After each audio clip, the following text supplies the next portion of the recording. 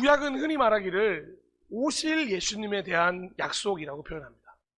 신약은 그 구약의 약속을 이루기 위해 이 땅에 성육신하신 말씀이신 예수 그리스도께서 예수님께서 이 땅에 오셔서 승천하신 후에 또 다시 오실 예수님에 대한 약속을 담고 있습니다. 그러니 이 구약과 신약은 모두 메시아, 즉 예수님에 대한 기다림에 대한 기록이라고 해도 과언이 아닐 것입니다. 그래서 신앙이라는 게 단순히 어떤 것이냐고 한 줄로 요약하라고 하면 바로 이 구약과 신약의 삶, 즉 아직 예수 그리스도가 없는 삶에 예수 그리스도가 오시는 것, 그리고 예수 그리스도가 오셨다면 언젠가는 완전한 하나님 나라를 위해서 다시 오실 것을 믿는 삶, 이게 바로 신앙의 여정이라고 말씀드릴 수가 있습니다. 아직 예수가 오지 않은 우리들의 삶, 그 삶에 예수님이 찾아오신 줄로 믿습니다. 그리고 언젠가 도래할 완전한 하나님의 나라에서 함께 거하기 위해 준비하는 기간이 바로 이 신앙의 여정이 되는 거죠. 그래서 말입니다. 구약에서도 신약에서도 오늘 우리도 이렇게 기도할 수밖에 없는 것입니다. 마라나타, 주 예수여 오시옵소서. 예수가 없는 곳에는 예수가 임하시기를 기도해야 할 것입니다. 그리고 이미 예수와 함께하는 이들에게는 다시 오실 예수의 재림을 기다림이 있어야 할 것입니다. 그러니 그 어느 곳에서든지 마라나타, 주 예수여 오시옵소서라는 기도가 필요하다는 거죠. 이 마라나타라는 기도는 고린도전서 16장 22절에 가장 먼저 등장하는데 이렇게 등장합니다. 누구든지 주님을 사랑하지 않는 사람은 저주를 받으라. 마라나타, 우리 주님 오십시오. 아멘. 원래는 아람어, 히브리어와 함께 아람어로서 초대교회 당시에 널리 사용되던 기도 구절이었습니다. 그런데 이 단어를 헬라어 성경에서 음역해서 마라나타라고 쓴 것이 바로 이 단어. 영어로는 Our Lord Come 이라고 보시면 됩니다. 그리고 참고로 이 단어 말고도 요한계시록 22장 20절에도 이 마라나타와 같은 의미로 쓸 수 있는 아멘 주 예수여 오시옵소서, 여기서는 엘코 키리의 예수라고 기록이 되어 있는데 이 구절도 동시에 사용이 됩니다. 요한계시록 22장 20절입니다. 이 모든 계시를 증언하신 분이 이렇게 말씀하셨습니다. 그렇다, 내가 곧 가겠다. 아멘 오십시오 주 예수님. 그러니까 이 마라나타라는 단어 그리고 엘코 키리의 예수라는 이 기도가, 이 구절이 당시에는 너무도 흔한 구절이었다는 것입니다. 그리고 재미있는 사실이 하나 있는데 이 마라나타를 마란아타, 그러니까 라나타가 아니라 란아타로 읽는 일도 있었는데 이 마란아타는 어떤 뜻이냐면 주님이 오셨다라는 뜻도 됩니다. 그러니까 일부러 그리스도인들이 이걸 혼용해서 쓰는 거죠. 마란아타, 주님이 오셨다. 그리고 마라나타, 그리고 주 예수여 오시옵소서, 오실 것이다 라고 이 언어의 유의를 사용했다는 것입니다. 이미 오신 주님에 대한 표현, 그리고 다시 오실 예수에 대한 표현이 이 마라나타라는 단어 하나로 잘 표현이 되었다고 볼 수 있다는 것이죠. 그래서 완전한 믿음으로 이미 확신에 찬 고백으로 결정지어 고백할 수 있는 기도 구절이 바로 이 마라나타였다는 것입니다. 흔히 쓰였다고 해서 아무나 사용했던 건 아닙니다. 흔히들 사용했지만 정말로 믿음이 있어야만 가능했던 기도가 바로 이 마라나타입니다. 그런데 이 마라나타는 아주 슬픈 배경을 좀 가지고 있습니다. 정말 간절히 소망하는 마음으로 상황과 관계없이 재림을 기다리던 그리스도인도 있었지만 대다수의 그리스도인에게 이 마라나타는 처절한 부르짖음의 기도였다는 것입니다. 그러니 흔히 사용되었지만 아무나 고백할 수 없었던 건 이 처절한 부르짖음이 있었느냐 없었느냐에 큰 차이가 있었다는 거죠. 이 마라나타는 너무 힘들고 괴로운 삶의 반영이었기 때문에 그렇습니다. 그저 그냥 기쁨으로 주 예수야 오시옵소서라고 외치면서 축제로 선포했던 단어가 아니라 죽음 앞에서, 이제 곧 내 자식이 광장에 등이 되는 그 순간 불을 붙이기 전에 고백해야 됐던 말이었다. 1세기 초대교회의 상황은 녹록지 않았습니다. 로마의 통치 그리고 특별히 그 박해 아래에서 날마다 죽임을 당하는 게 어떻게 보면 일상이었다고 해도 과언이 아닌 시대였습니다. 그러니 그들의 간절한 바람은 한 가지밖에 없었겠죠. 다시 주님께서 오시는 것이었습니다.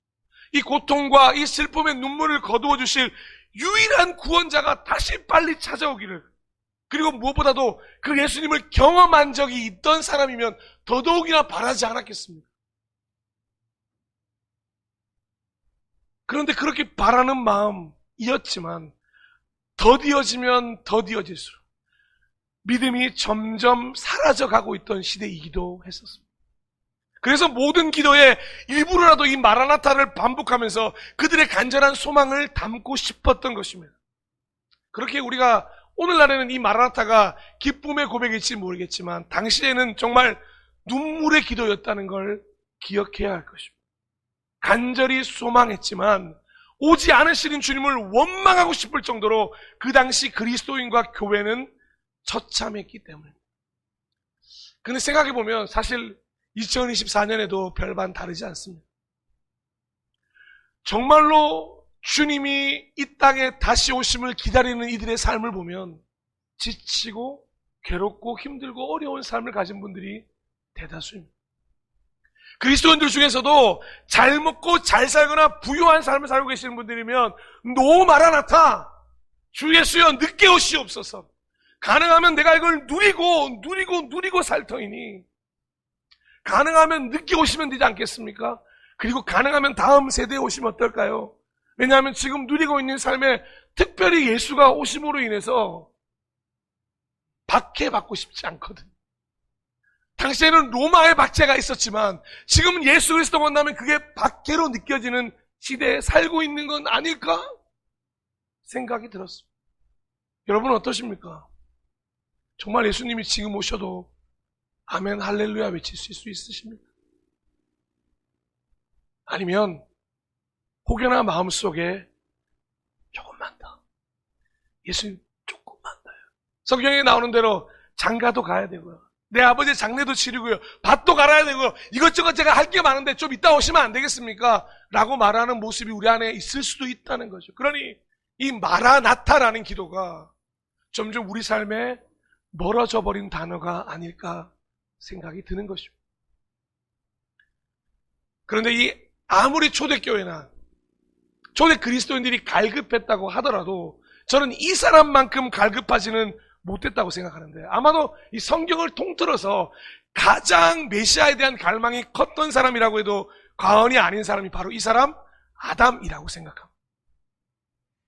메시아에 대한 이야기를 하나님께 직접 들었던 유일한 사람이기도 했기 때문에 에덴 동산에서 쫓겨나던 날부터 에덴 동산의 복귀를 꿈꾸면서 다시 하나님과의 관계를 꿈꾸며 하루하루 모든 것을 회복시켜줄 메시아에 대한 기다림의 연속이 바로 아담의 삶이었기 때문입니다. 여러분 직접 들었다고 한번 생각해 보십시오. 하와를 통해 오실 것이라고 했으면 그는 무엇을 했겠습니까? 최선을 다해 매일매일을 살면서 아이를 낳으면서 그 아이가 혹시나 메시아는 아닐까, 혹시나 에덴 동산을 회복할 수 있지 않을까 날마다 기다렸다는 거죠. 생각해보면 아담은 좀 억울합니다. 선악과를 먼저 먹은 것은 하와였고 그 하와를 유혹한 것은 뱀이었습니다. 하지만 모든 것이 아담의 책임이 되었다고 성경은 이렇게까지 기록합니다. 고린도전서 15장 21절에서 22절. 한 사람으로 말미암아 죽음이 들어왔으니 또한 한 사람으로 말미암아 죽은 사람의 부활도 옵니다. 아담 안에서 모든 사람이 죽는 것과 같이 그리스도 안에서 모든 사람이 살아나게 될 것입니다. 이거 얼마나 억울합니까? 아담 안에서 모든 사람이 죽었다는 거죠. 그 원죄를 다 지니게 되었다는 게 자신 때문이라고 했으니 아마 아담이 후손들을 바라보며 자신이 얼마나 메시아에 대한 마음이 컸는지 느껴지십니다. 빨리 자신의 시대에서 이 저주를 끊고 싶지 않았을까요? 그래서 디모데는 보면 유일하게 이 아담에 대한 옹호의 말을 남기기도 했습니다. 디모데전서 2장 14절입니다. 아담이 속임을 당한 것이 아니라 여자가 속임을 당하고 죄에 빠진 것입니다. 할렐루야. 이렇게 말하면 안 되겠죠? 왜 표정들이 그러세요? 네. 지금 전승 집사님하고 전성희 집사님하고 저하고만 웃었네요. 사랑하는 여러분, 이렇게 디모데는 이렇게 아담을 옹호해 줬습니다. 그런데 이건 대세가 사실 아니었어요. 왜냐, 이미 이 아담이라고 하는 대표적인 인물을 통해서 죄가 들어왔던 걸 모든 사람들이 인정했기 때문이죠. 억울해진다고 한다고 해서 달라진 건 없었습니다. 성경의 기록대로, 아니 당시 자신과 하와가 에덴 동산을 쫓겨난 것으로 보아도 자신 때문에 단절과 사망이 찾아왔으니까 얼마나 후손들에게 큰 마음의 빚이 있었겠습니까? 그러니 자신의 때에 자신의 시간에 해결하고 싶었을 것입니다. 자신의 후손들은 반드시 다시 에덴 동산에서 하나님과 더불어 살기를 바랬던 사람이었을 것입니다. 그래서 아담은 최선을 다한 삶을 살아갑니다. 물론 첫 번째 아들 가인, 두 번째 아들 아벨 모두 잃는 슬픔도 경험했지만 거기서 멈추지 않았습니다. 창세기 5장 4절에서 5절입니다. 아담은 셋을 낳은 뒤에 800년을 살면서 아들, 딸을 낳았다. 아담은 모두 930년을 살고 죽었다. 왜 이게 아담의 최선의 삶인지 아십니까? 바로 하나님이 뱀에게 하셨던 이 말씀 때문인데, 창세기 3장 15절로 잠깐 가보겠습니다. 내가 너로 여자의 원수가 되게 하고 너의 자손을 여자의 자손과 원수가 되게 하겠다.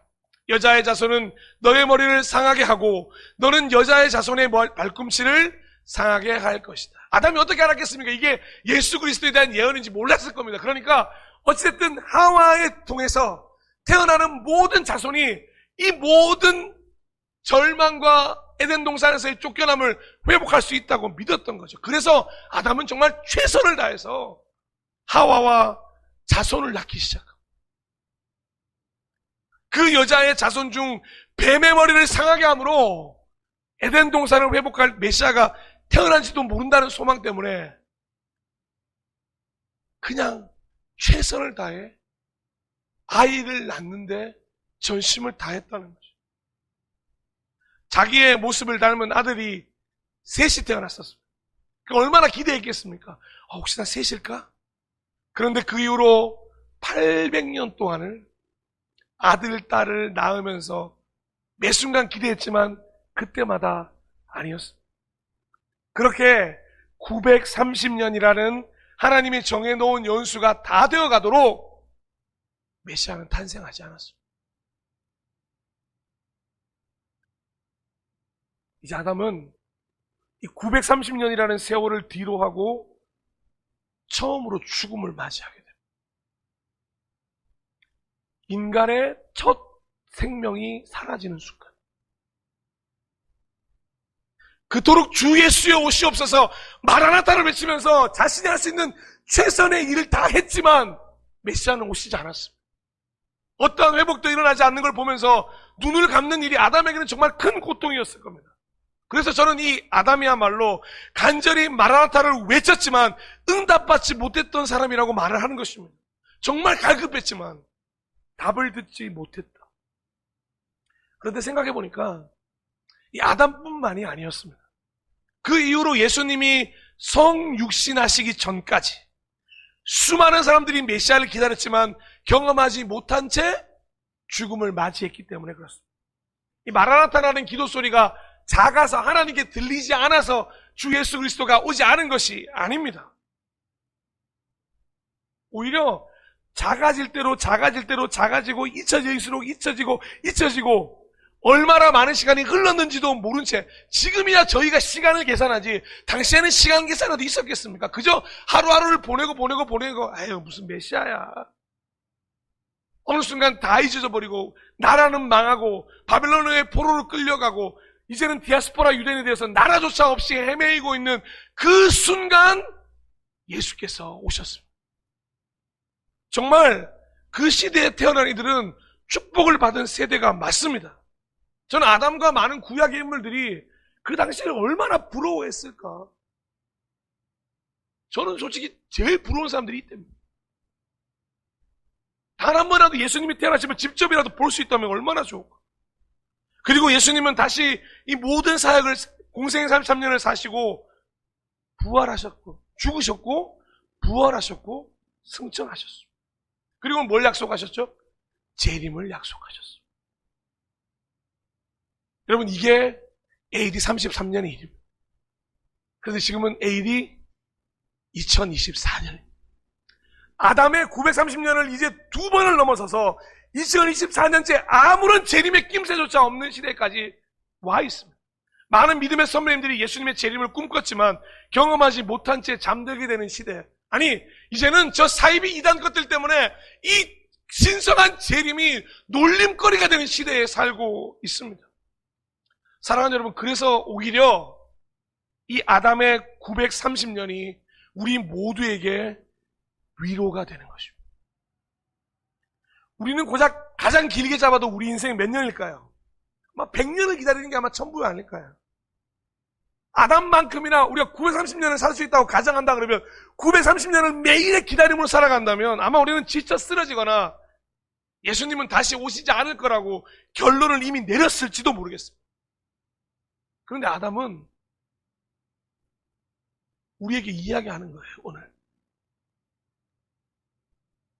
첫 사람이었던 아담은 오늘 마라나타를 꿈꾸는 예수 그리스도의 재림을 꿈꾸는 우리에게 자신은 930년을 기다림으로 지내왔다고 우리를 위로하고 있는 것입니다. 그래서 우리 또한 오늘도 변함없이 기다림이 필요하다는 걸 다시 한번 보여주고 있다는 것입니다. 마라나타라고 믿음으로 기도했지만 응답하지 못한 많은 사람들이 있었고 고통으로 인해 부르짖는 기도든 간절한 소망이든 그 어떤 기도든 여전히 응답되지 않고 있는 게 사실입니다.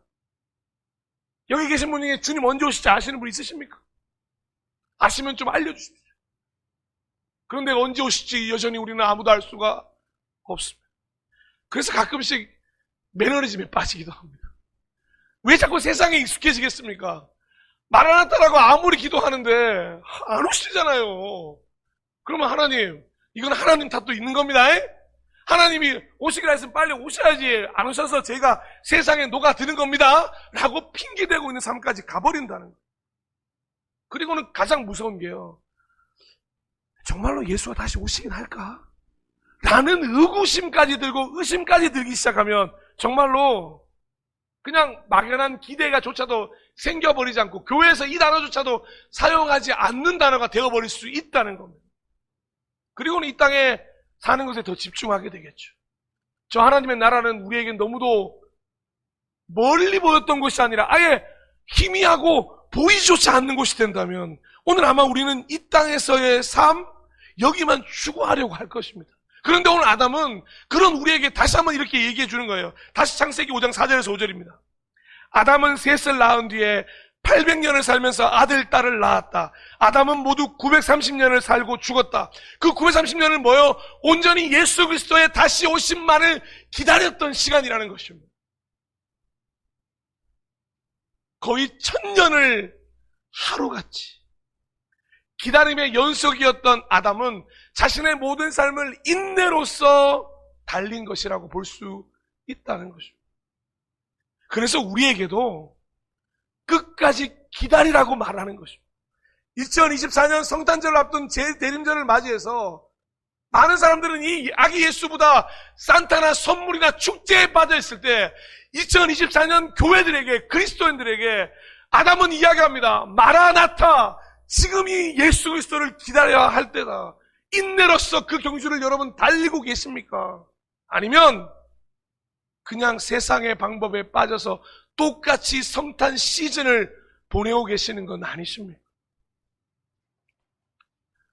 분명히 다시 오실 것이니 우리는 그때가 언제일지 알 수 없지만 반드시 오실 것이라는 것, 반드시 재림하실 것이라는 믿음을 잃지 말라고 아담은 오늘 우리에게 이 930년을 말해주고 있다는 겁니다.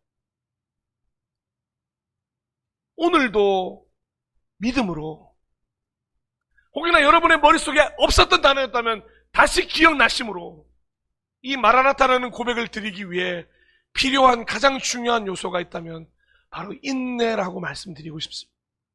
아담은 930년과 같이 끝내 경험하지 못했지만 최선을 다해 살았던 그의 시간을 통해서 우리 역시 오늘 이 인내에 대해서 묵상할 수 있어야 한다는 것입니다. 언제 오실지 알 수 없지만 반드시 오신다는 믿음과 확신을 배경으로 한 인내를 아담은 우리에게 요구하고 있는 것입니다. 사랑하는 동역자 여러분, 제가 진심으로 묻습니다. 언제 오실지 알 수 없지만 반드시 오신다는 믿음을 가지고 계십니까? 그 확신을 소유하고 계십니까? 그래야만 합니다. 그래야 이런 일이 벌어져도 잘 버틸 수 있는데, 마태복음 25장 5절에 이런 기록이 있습니다. 신랑이 늦어지니 처녀들은 모두 졸다가 잠이 들었다. 예수님께서 친히 들려주셨던 이 재림에 대한 비유가 마태복음 25장에 등장하는데, 이 비유를 통해 신랑이 늦어지면, 예수님의 재림이 늦어지면 슬기로운 처녀든 어리석은 처녀든 어떤 교회든 모두 졸다가 잠이 들 수 있다고 말씀을 주고 계십니다. 잠이 드는 것까지는 괜찮다는 말씀을 해주고 계신다는 겁니다. 그런데 잠드는 게 문제가 아닙니다. 분명한 것은 졸더라도, 잠이 들더라도 슬기로운 처녀들이 기름을 준비하고 있었던 것처럼 인내라는 믿음을 준비하고 있어야 한다고 예수님은, 또 아담은 우리에게 말해주고 싶은 것입니다. 언제 올지 잘 모르는데 그냥 졸자. 슬기로운 처녀들도 잠이 들었다는 겁니다. 여러분, 우리도 졸리면 잠들 수 있습니다. 맹아리즘에 빠져서 주님 오실 줄 알았는데 진짜 안 오시네, 그러면서 잠들 수 있습니다. 그런데 결코 마음속에 믿음만큼은 변함이 없어야 한다는 것입니다. 기름이 없으면, 인내하지 못하면, 믿음이 없으면 이 기다림의 시간은 헛되고 헛된 시간일 수밖에 없다는 것입니다. 사랑하는 여러분, 오늘 우리 모두는 이 아담의 930년이라는 시간을 보며 결단해야 할 것이 있는데, 이렇게 말씀드리고 싶습니다. 끝까지 기다려야 한다는 것입니다. 아담이 죽기 전 하루 전으로 한번 생각해 보십시오. 930년을 달려왔는데 메시아가 태어나지 않았습니다. 그리고 내일 이제 나의 생명이 다할 것을 만약에 알았다고 가정한다면 허무했을까요? 저는 허무했다고 생각하지 않고, 그렇게 죽음조차도 상관없이 저는 끝까지 기다리다 목숨을 다했을 거라고 확신합니다. 죽음이 두렵지 않았을 거라고 생각합니다. 오히려 자기의 사명은 끝끝내 그 메시아를 만나는 것이기 때문에 죽음조차 두려움 없이 끝까지 인내하며 달려갔을 것입니다. 그래서 우리에게 말하는 거죠. 끝까지 기다려야 합니다. 더디움을 슬퍼하고 괴로워하고 답답해하는 마음 예수님 충분히 이해하신다는 겁니다. 하지만 가장 두려운 건 이 재림이라는 단어를 신앙생활에서 지워버리게 되는 것입니다. 그렇다면 우리는 정말 이 구절처럼 될 수밖에 없는데, 고린도전서 15장 19절 우리 다 함께 좀 읽어봤으면 좋겠습니다. 시작. 그리스도 안에서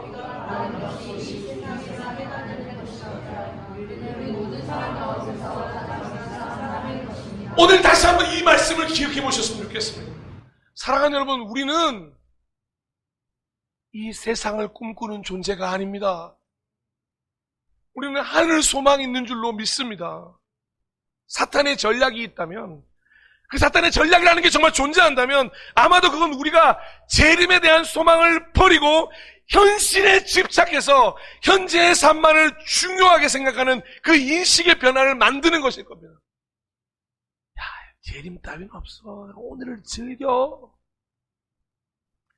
다시 오실 예수는 언제 올지 몰라. 그러니 오늘을 살아.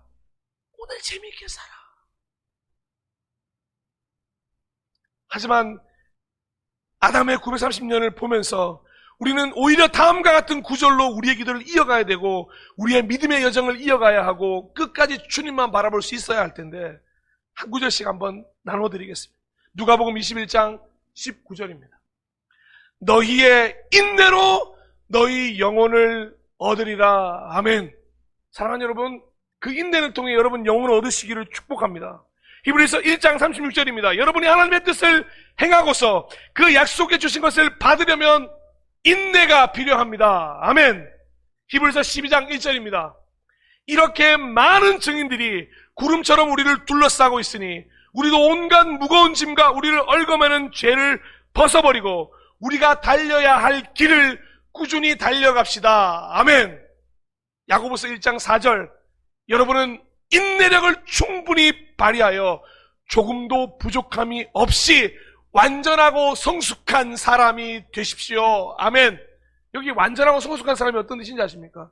하나님 나라에 꼭 맞는 사람이라는 뜻이에요. 데살로니가 후서 3장 5절, 주님께서 여러분의 마음을 인도하셔서 여러분이 하나님께서 사랑하시는 것과 같이 사랑하고 그리스도께서 인내하시는 것 같이 인내하기를 바랍니다. 아멘. 마지막으로 한 구절 더요. 요한계시록 3장 10절입니다. 인내하라는 내 말을 내가 지켰으니 온 세상에 닥쳐올 시험을 받을 때에 나도 너를 지켜주겠다. 할렐루야. 사랑하는 여러분, 사탄의 전략에 넘어가지 마시고 재림 따윈 없다는 그런 말에 넘어가지 마시고 이런 인내와 관련된 말씀을 더하여 늘 이 말씀을 좀 간직했으면 좋겠습니다.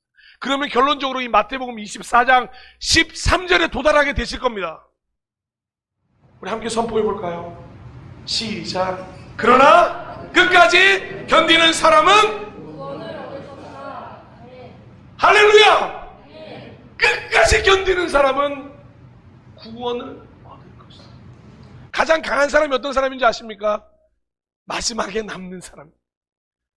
저는 가장 믿음이 대단한 사람이 누구라고 묻냐면 끝까지 견디는 사람, 끝까지 믿는 사람입니다. 과거에 어땠든지, 사랑하는 여러분, 대림절 전으로 어땠든지 아무 소용이 없습니다.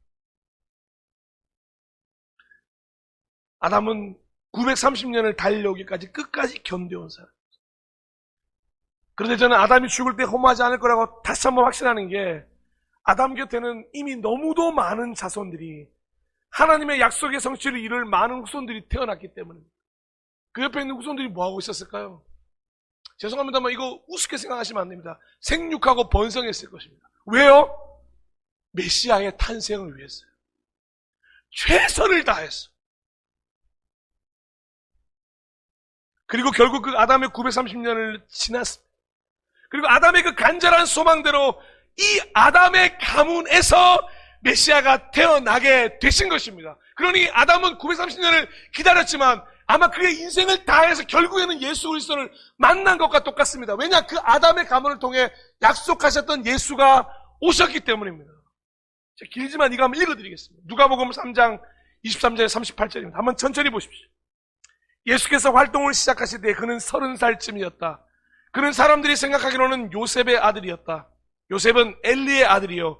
그 윗대로 거슬러 올라가면 mat단, 레위, 멜기, 얀나, 요셉, 마따디아, 아모스, 나움, 에슬리, 낫게, 마앗, 마따디아, 세메인, 요색, 요다, 요하난, 레사, 스룹바벨, 살디엘, 네리, 멜기, 아띠, 고삼, 엘마담, 예수, 엘리에제르, 요림, 마딴, 레위, 시므온, 유다, 요셉, 요남, 엘리야김, 멜레아, 멘나, 마따다, 나단, 다윗, 이세, 오벳, 보아스, 살라, 나손, 아미나답, 아드민, 아르니, 헤스기론, 베레스, 유다, 야곱, 이삭, 아브라함, 데라, 나홀, 스룩, 르, 멜렉, 에벨, 살라, 가이난, 아박산, 셈, 노아, 레멕, 무드셀라, 에녹, 야렌, 마할랄렛, 가이난, 에노스, 셋, 그리고 누구요?